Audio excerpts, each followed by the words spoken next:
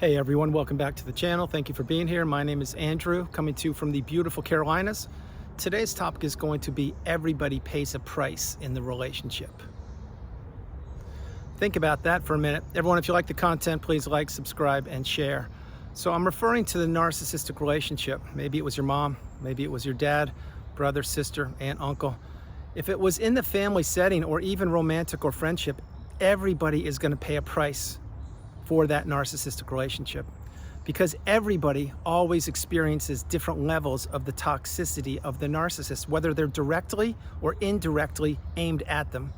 So an example would be, let's say that the narcissist was your mom or your dad and you had a couple siblings. Well, you figured out maybe just right now that one of your parents was very toxic and the other person perhaps was an empath, but the toxicity of the one parent, who was paying the price for being in that relationship most times? Well, it was their spouse, number one.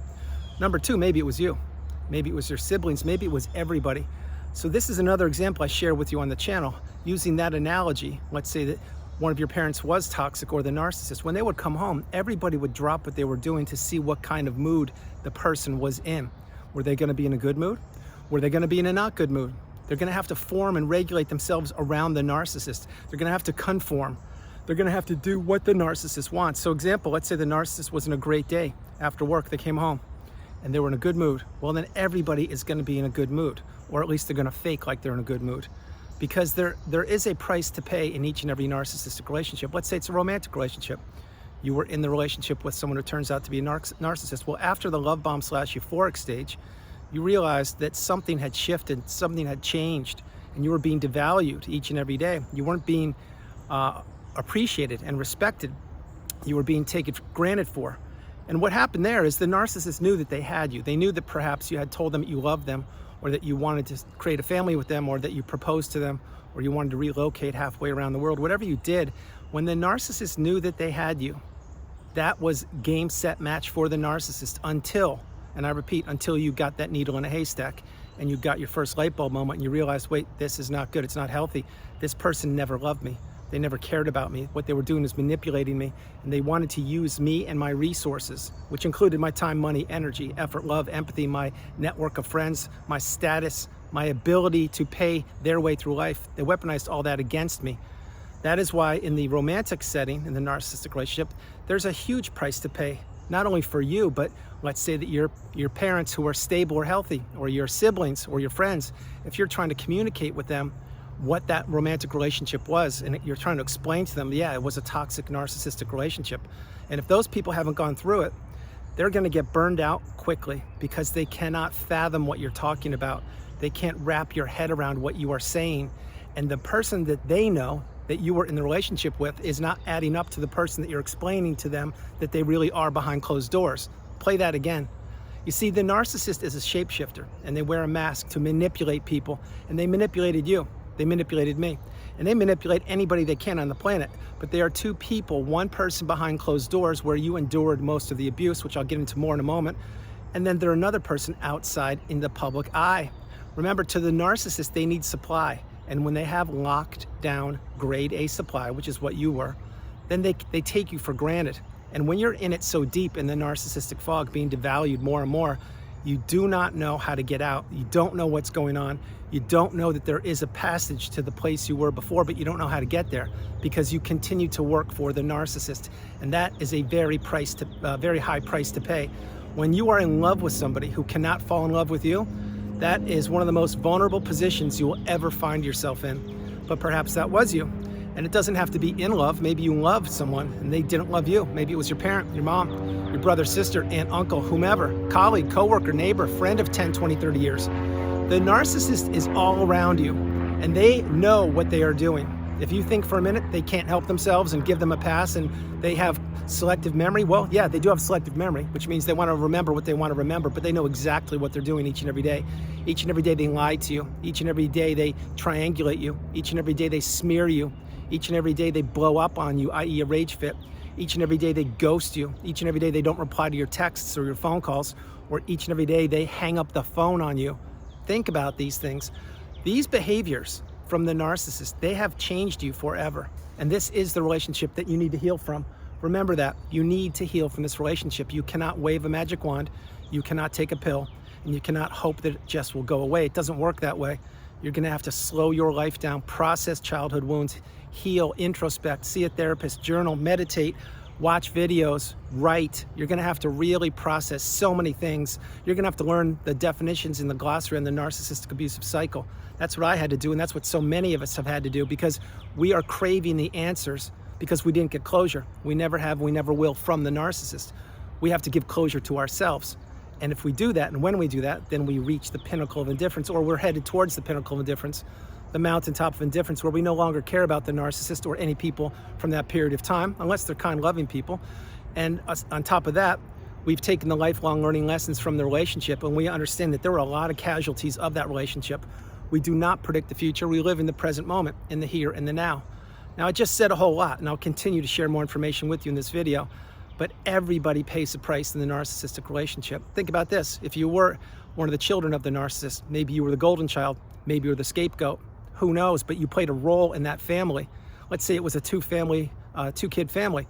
Well, if one was the scapegoat, one was the golden child, well, the golden child was treated like they could do no wrong. The scapegoat was treated like he could do no right.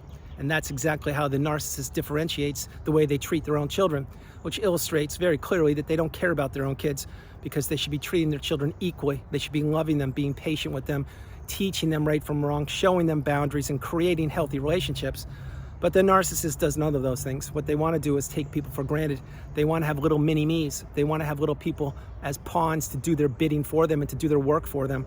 That is why being in these relationships 1 minute longer than you need to be, once you've identified that a person is toxic, maybe even narcissistic, it's 1 minute too long. Because life is short. Nobody's guaranteed to be here tomorrow. Not myself, not you, nobody. And we need to take advantage of every moment we have. It needs to be toxicity-free, narcissistic-free, and it needs to be us living our best lives and healing and learning and growing and teaching and becoming awakened and aware, educated and empowered, and realizing that we are the priority, that we come first, second, and third.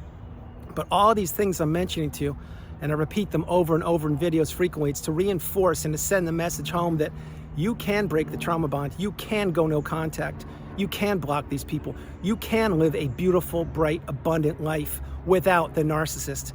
And many times you'll have to cut out immediate family members or friends or colleagues or acquaintances from 5, 10, 20 years, because these people, again, they don't get the message. They're either a flying monkey and they know the narcissist is toxic and they want something from them, or they're a minion and they're basically enslaved to the narcissist, or they're trapped in the fog themselves. But if nobody was on your side when you were discarded and nobody checked in on you and said, hey, how are you? I heard A, B, and C, but I want to hear your side of the story, because what I'm hearing about you isn't the person I know, and I've known you for 20 years. If nobody did that, shame on you. And I'll say it again, shame on you, because you didn't take the time to check in on somebody who probably was there for you in a period of time. And you know who you people are. And these people are all over the globe. What I'm saying is, people many times will listen to the loudest voice in the room. And the loudest voice in the room sometimes is the narcissist's voice. And what the narcissist wants when they have power, or when they have the loudest voice in the room, is they want to bully people into submission. People that are afraid to use their voice, or people who don't believe in themselves, or people who just drink the Kool-Aid of the loudest voice in the room. But let me tell you right now, many of the strongest, most self-confident, wisdom-filled people and intelligent people are the people with the quietest voice. Not always. Because the people who have gone through the narcissistic abusive cycle have become centered, stoic, patient, resilient, full of fortitude, full of energy, full of clarity. And we now see behind the mask, not only from the narcissistic relationship we were a part of, but from narcissists all over the world. But we don't need to have a loud voice. We just need to be ourselves and speak when we feel it to be appropriate. And we don't speak if we don't feel it to be appropriate. We become small, we become resilient. We have boundaries now. We are not people pleasers. We are not yes people. We can and do say no, the strongest word in the English language. And remember, when you say no to something or someone, you are saying yes to yourself. That's something you couldn't do when you're in the narcissistic relationship, but you can do it now and you can do it easily. That's also why blocking becomes easier and easier. Once you block somebody because they don't serve you, maybe it was your brother or sister, because they continue to ask you for money. They never pay it back, and they just complain to you that they can't pay the electricity bill, or they need a new pair of shoes, or life is so difficult and their job is so hard and I can't believe, how do you do it? Like, can I just get a couple more $100 this week, please? People like that are draining, and they really consume your time. And that's one of the reasons why the narcissist needs to be blocked. And it's not just the narcissist, it's energy vampires just like them. So when you do block, it gets easier and easier over time, because you realize that you need to conserve your energy for yourself. But all these things I'm sharing with you, there will be prices to pay, not just by you, but by many people exiting the relationship. The children of the narcissist, they have it very challenging because their childhood wasn't what it should have been. The spouse gets hammered each and every day because that person doesn't know what's going on, or perhaps they do and they're in it so deep they can't get out of it. The friends of the person, i.e. the narcissist, many times they are hoodwinked also because they don't see this person as often or frequently as you did, and they don't understand who this person is until one day perhaps they go on vacation with them for a couple weeks and they see a few meltdowns too many, and then they look back and they say, wait a minute, I've seen these throughout the last 10 or 20 years, but now I've spent an extended period of time with this person and now they happen every other day. Something's off, something's wrong here. And when that happens, that's when these people say, you know what? I don't need to be in that relationship with these people or this person any longer, because these people are becoming more and more fragile. They're getting exposed more and more, and people who have been through the cycle are not giving them the energy or the attention that they used to, because we now see behind the mask. We now understand what we didn't before, because we are now in the third version of ourselves, the strongest, most galvanized version known to humankind, and we are changed forever. This is why you must understand that it isn't just you who had to pay a price. It was virtually and is virtually anybody who surrounds themselves with these people. And many times you may say, well, Andrew, I can't get away from these people. I can't get away. It's my mom and they're paying my way through school, etc. I get it. I understand. Have an exit plan. Begin to save money. Create. Don't overshare. Utilize gray rock. And when the time is right, make a run for it. But make sure you know what you're doing and have a plan and execute it. Don't stay tethered to these people. Don't stay under their thumb, because they will do their best to keep you trapped and keep you down and isolated and away from your purpose. That's what they do. That's what they did with me, but they can't do it with me any longer. My hope is they can't do it with you any longer. So understand the message. There is a price to pay for each and every one of us, from moms, dads, aunts, uncles, friends, colleagues, coworkers, neighbors, associates. These people are everywhere. And what actually happens is at the end, they do not do anything but implode, because the demise is right there in front of them, and the demise will take place because it's happening all over the globe right now. As I'm creating this video and you're consuming it, you're understanding that your life, probably post-relationship, has begun to take off, just like a stock going to the top right. And the narcissist life has probably either stayed the same or gone down like a losing stock down to the left. The point being, you may think, well, wait, that's not what I'm thinking. What I'm seeing is the new supply and the narcissists are living their best life. Don't be so quick. It's not all puppies and rainbows and unicorns and butterflies. Everything isn't as it appears. Remember, you once thought that when you were in the relationship, that the relationship was better than it was. It wasn't. It was challenging. It was trying. It was taxing. It almost took you down for the count, but it didn't, because you're here in the community and you're getting your cup full and you're paying it forward. The new supply will get what's coming to them, just like you got what you had to go through, and I had to get what I had to go through. And I don't wish ill will on anybody, but you have to go through these cycles to understand the magnitude of them.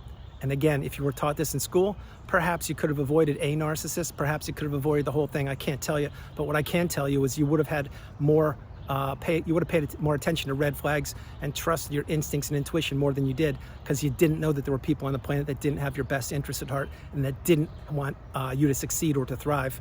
Now we know that, and the narcissist is at the top of that list. So everyone, that's the video. I hope you liked it. I loved doing it from the beautiful Carolinas. This is Andrew. Namaste. Have a great afternoon, evening, or morning, no matter where you are on the planet. You are not alone. Remember that. You are not alone. God bless you. I love you all, and I will talk to you tomorrow. And yes, everybody has a price to pay in the narcissistic relationship. The children that didn't have a proper parent to raise them, the other children that didn't have a proper step parent, the children that didn't get to go to the university or college they wanted to, the children that never had an opportunity to grow, the children that were just trapped in being the unpaid helper, the spouses who married somebody who turned out to be a narcissist, who thought that they were going to live happily ever after, and that was blown up and they became a pawn and a puppet to the narcissist, and all the resources became depleted. The parents and the grandparents who are being parental alienated, the friends who turn out to be narcissists after years. In other words, you were there for them all the time, but the minute you needed some help or you had a health concern, they disappeared. This is what the narcissist does. Once people hit troubling times or challenging times, they are nowhere to be found. And that's how they love it. That's how they thrive, because they don't want people to be better than them. They don't want people to achieve goals, and they don't want people to accomplish their hopes, their dreams, and their aspirations. I love you all. God bless you, and I'll talk to you tomorrow. All right, bye everyone. And no, I'm not reading from a script. Silly narcissists. You guys are so funny.